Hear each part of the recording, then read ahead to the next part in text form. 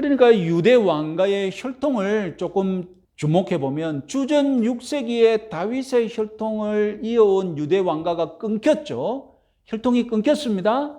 그 이후 유대 민족은 포로가 되어 바벨론으로 끌려갔고, 그리고 돌아와서는 계속해서 헬라인, 로마인들에게 지배를 받고 있습니다. 그 중간에 100년간 유대 왕국이 있었지만 그 누구의 혈통이었습니까? 다윗의 혈통이 아니라 레위 지파의 혈통에 의해서 잠시 100년간 독립을 했 시기가 있었습니다. 지금 유대 왕의 혈통은 어떻습니까? 이방인 출신인 헤롯에게 지배받고 있습니다. 그러니까 사실상 예수님 당시에도 600년 전에 포로 생활과 다를 바 없는 거예요. 사실상 계속 포로 생활을 당하고 있는 처지와 똑같은 그런 시대 상황이었습니다. 이런 상황에서 유대인들은 진짜로 유대 왕을 학수고대하고 있었습니다. 무엇보다도 구약 성경이 다윗의 후손으로 유대 왕국을 재건할 자가 오실 것이라고 예언했기 때문이죠. 우리 대표적인 구절 딱 한 구절만 읽어보겠는데, 예레미야 23장 5절 6절 같이 한번 읽어보겠습니다. 여호와의 말씀이니라. 보라, 때가 이르리니 내가 다윗에게 한 의로운 가지를 일으킬 것이라. 그가 왕이 되어 지혜롭게 다스리며 세상에서 정의와 공의를 행할 것이며, 그의 날에 유다는 구원을 받겠고 이스라엘은 평안히 살 것이며, 그의 이름은 여호와 우리의 공이라 일컬음을 받으리라. 유대 왕에서 가장 유명한 다윗에게 한 의로운 가지를 일으킬 것이라. 그가 유다를 구원하겠고 이스라엘은 평안히 살 것이라. 이런 예언을 보면서 지금 유대 민족은 나라를 빼앗기고 사실상 포로 생활, 그리고 지금 식민 통치를 받으면서 다윗의 자손을 대망하기 시작했던 것입니다. 나라를 빼앗기고 보니, 식민 통치를 받고 있다 보니 다윗이 세운 왕국이 얼마나 소중한지 깨달았던 것입니다. 그 다윗이 세운 왕국을 다시 한번 맛보고 싶은 겁니다. 그 태평성대를 다시 누리고 싶은 것입니다. 그러면서 점점 유대 민족을 다시 일으킬 구원자 메시아를 가리키는 또 다른 칭호가 이제 무엇이 되었습니까? 다윗의 자손이 되었던 것입니다. 자, 이런 시대 상황을 이용해서 엉뚱하게도 가짜 메시아들이 등장하기도 했습니다. 진심으로 자기가 다윗의 후손이니 내가 메시아다라고 자처한 그런 선지자들도 있고, 악하게도 사리사욕을 채우기 위해 메시아인 척했던 사기꾼도 있고, 하여튼 이들 자칭 메시아들은 나를 따르라 이렇게 민중을 선동해 놓고 결국에는 로마군에 의해 잔인하게 진압당하고 마는 이런 꼴을 반복했던 것입니다. 이런 상황 속에서 마태는 유대인들에게 진정한 다윗의 자손, 진정한 우리 유대의 왕, 족보가 분명한 메시아를 보여주고자 했던 것입니다. 다윗의 자손을 기다리던 유대인들에게는 정말로 복음이죠. 정말로 복음과 같은 족보지 않겠습니까? 다윗에부터 혈통이 이어져서 분명한 메시아가 우리 지금 유대 사회에 등장했다고? 이것이야말로 유대인들에게는 복음이죠. 자, 헬라어 성경 순서로 보면 그리스도가 먼저 언급되었죠. 그리스도는 메시아였습니다. 다음에 다윗의 자손입니다. 그리고 마지막으로 등장하는 단어가 아브라함의 자손입니다.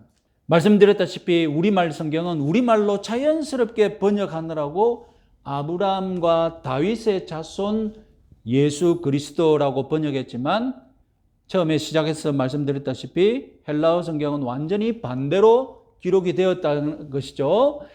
자, 헬라어 성경은 특별히 일부러 그리스도, 다윗의 자손, 아브라함의 자손, 이렇게 자손이라는 단어도 두 번이나 기록해 두었습니다. 우리말 성경은 자손이 두 번 반복될 필요가 없다고 판단하여서 아브라함과 다윗의 자손 이렇게 번역했거든요. 그런데 저자 마태는 다윗의 자손이라는 말도 중요하겠지만 예수님이 아브라함의 자손인 것도 중요하다 싶어서 한 단어도 생략 안 하고 똑같이 대응되도록, 똑같이 취급받도록 다윗의 자손, 아브라함의 자손 두 번이나 반복해 나왔다는 것입니다. 그런데 가만히 생각해 보면 이 아브라함의 자손이라는 단어, 겉보기에 조금 뜬금없는 것 같습니다. 아니, 유대인치고 자기가 아브라함의 자손임을 자랑하지 않는 사람이 어디 있겠습니까? 아브라함의 자손이다. 이것은 나는 유대인이다라는 말과 똑같습니다. 그런데 메시아를 소개하면서 굳이 이 메시아도 아브라함의 자손이다라고 밝혀놓았던 것입니다. 아브라함의 자손이라는 것은 너무나 평범한, 유대인들에겐 너무나 당연한 정보인데 이 불필요한 말을 굳이 다윗의 자손과 똑같은 무게로 밝혀놓았던 것입니다. 마태는 왜 메시아를 아브라함의 자손이라고 강조를 할까요? 그 이유는 바로 아브라함의 생애가 이방인과 깊은 관련이 있기 때문입니다. 아브라함은 이방인과 남다른 역사, 남다른 서사를 가진 인물입니다. 다름 아니라 아브라함이 되기 이전 이름이 아브라함이었을 때 그는 하나님을 믿지 않았고 거기다가 이방의 땅 갈대아 우르에서 우상 숭배자로 살고 있었습니다.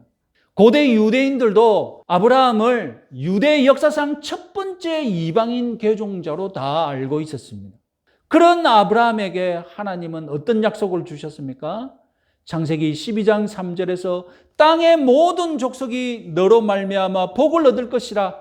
이어서 창세기 17장 4절 5절 말씀 같이 한번 읽어보겠습니다. 보라, 내 언약이 너와 함께 있으니 너는 여러 민족의 아버지가 될지라. 이제 후로는 내 이름을 아브라함이라 하지 아니하고 아브라함이라 하리니 이는 내가 너를 여러 민족의 아버지가 되게 함이니라.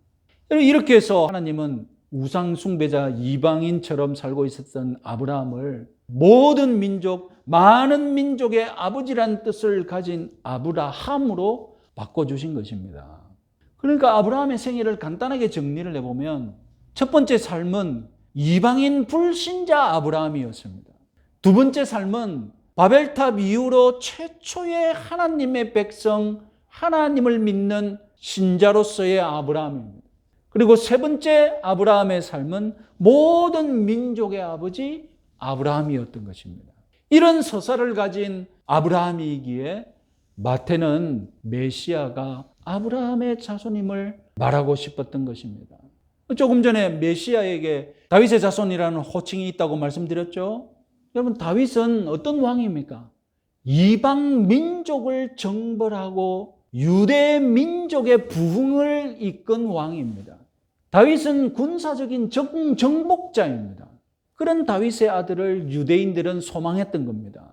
유대인들이 소망했던 다윗의 자손 메시아, 이 메시아는 다름 아니라 군사적인 리더, 이방인들을 무찔러서 이방인들을 정복할 그런 군사적인 정복자의 이미지를 가지고 있었습니다. 유대인들에게 필요했던 지도자, 우리 민족을 이방인들로부터 해방시켜줄 지도자를 대망하고 있었던 것이죠. 그러나 유대인들의 소망과 달리 진정한 메시아 예수님은 다윗의 자손은 맞지만 이방인들과 전쟁하고 이방인들을 죽이고 이방인들을 굴복시킬 그런 군사적인 정복자가 아니었습니다. 유대인들은 메시아를 잘못 알고 있는 것이죠. 유대인들이 메시아에 대해 착각하고 있는 것이죠.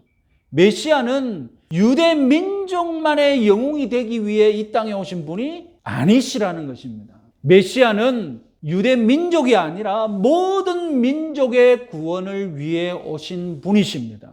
예수님은 유대 민족만의 유익을 위해 오신 분이 아니시라 모든 민족의 구원을, 그래서 모든 민족이 복을 받을 것이라는 하나님이 아브라함에게 주셨던 그 약속, 너로 인해 모든 민족이 복을 받을 것이라는 그 약속을 성취하기 위해 오신 분이십니다. 그래서 예수님은 다윗의 자손도 맞지만 예수님은 모든 민족에 복을 주기 위해 오셨기 때문에 마태는 무엇을 또한 강조하고 싶었습니까? 아브라함의 자손이라는 사실도 강조하고 싶었던 것입니다. 그래서 마태복음은 아브라함의 자손이 메시아가 마태복음에서 어떤 역할을 하는지 강조를 했지 않습니까? 표를 한번 보시면 복음에 시작할 때 아브라함의 자손이라고 말씀했죠. 공생애를 시작할 때 그 데뷔하는 무대가 어디입니까? 예루살렘이 아니라 이방인들이 뻑적거리며 살고 있는 갈릴리에서 데뷔를 하시고 거기에서 먼저 활동하시지 않습니까? 그리고 생애 마지막에 이제 너희는 가서 모든 민족을 제자로 삼으라 이렇게 말씀하셨지 않습니까? 자, 오늘 강해는 왜 메시아를 아브라함의 자손이라고 소개하느냐, 이것을 가장 선명하게 제가 말씀드리고자 하는 것입니다. 신약성경 갈라디아서 우리 3장 7절에서 14절 말씀 우리 같이 한번 읽어보겠습니다. 그런즉 믿음으로 말미암은 자들은 아브라함의 자손인 줄 알지어다. 또 하나님이 이방을 믿음으로 말미암아 의로 정하실 것을 성경이 미리 알고 먼저 아브라함에게 복음을 전하되 모든 이방인이 너로 말미암아 복을 받으리라 하였느니라. 그러므로 믿음으로 말미암은 자는 믿음이 있는 아브라함과 함께 복을 받느니라. 이는 그리스도 예수 안에서 아브라함의 복이 이방인에게 미치게 하고 또 우리로 하여금 믿음으로 말미암아 성령의 약속을 받게 하려 함이라. 여러분, 제가 이 본문을 자세히 해석하지 않아도 여러분 딱 이제 겉보기에 무슨 말을 하고 있는지 여러분 감이 다 오시죠? 예수님이 아브라함의 자손이었듯이 오늘날 제가 예수님 믿으면 여러분들도 무엇이 되겠습니까? 아브라함의 자손이 되는 거예요. 믿음으로 아브라함의 자손이 되는 거예요. 왜 아브라함의 자손이 됩니까? 아브라함의 자손이 되는 방법이 무엇입니까? 아브라함 부부는 자녀를 가질 수 없는 몸이었는데 하나님의 기적으로 이삭이라는 아들을 얻었습니다. 아브라함의 자손은 하나님이 주신다는 교훈을 이미 창세기에서 아브라함 부부의 삶을 통해 보여주셨습니다. 오늘날 저와 여러분들도 하나님의 능력으로 기적같이 아브라함의 자손, 하나님의 백성이 된 것을 믿으시기 바랍니다. 마태복음 3장 15절도 읽어봅시다. 하나님이 능히 이 돌들로도 아브라함 자손이 되게 하시리라. 예수님이 회개하지 않는 유대인들을 향해 하신 말씀입니다.